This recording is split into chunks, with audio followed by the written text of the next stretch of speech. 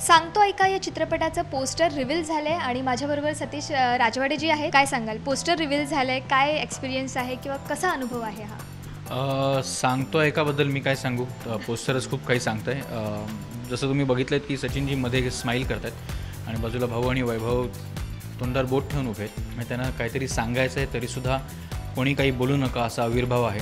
तिघांच्याही चेहऱ्यावर स्माईल आहे.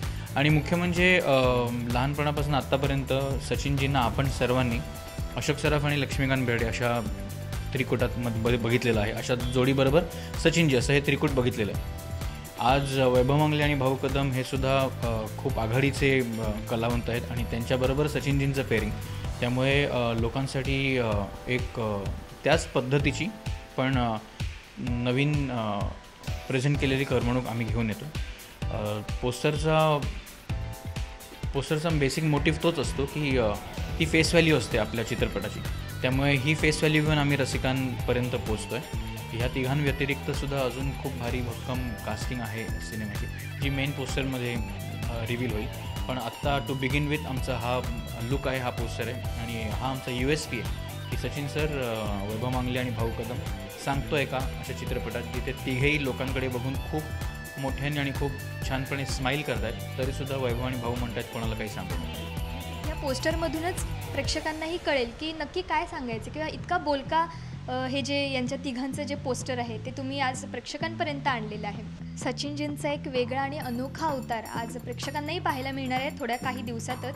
पण सचिनजींची जी दाढी वाढवण्याचा हा जो प्रकार आहे, काय आहे का, म्हणजे तुमच्या डोक्यामध्ये काय कल्पना होती का यांचा अवतार आपल्याला ह्या चित्रपटामध्ये असाच दाखवायचा आहे, असं काही कल्पना होती? जे पात्र सचिनजी ह्या सिनेमात परफॉर्म करतात किंवा निभावत आहेत, त्या पात्राची ह्या लुकची गरज होती.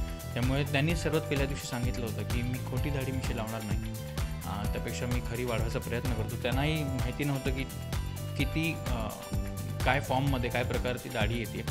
पण त्यांची दाढी आणि मिशी वाढल्यानंतर मग आम्ही त्यांचं उरलेला लुक फायनल केला.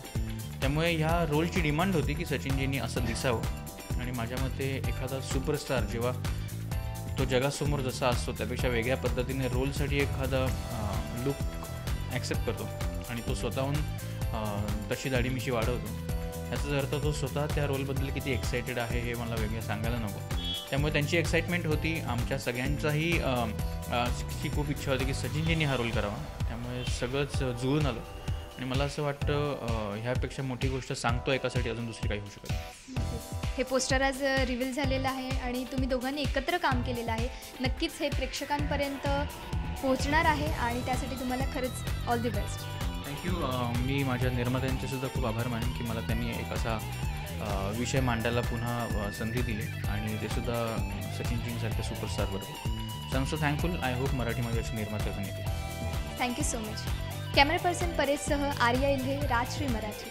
नमस्कार, मी Supriya Pilgaonkar. Please subscribe to Rajshri Marathi.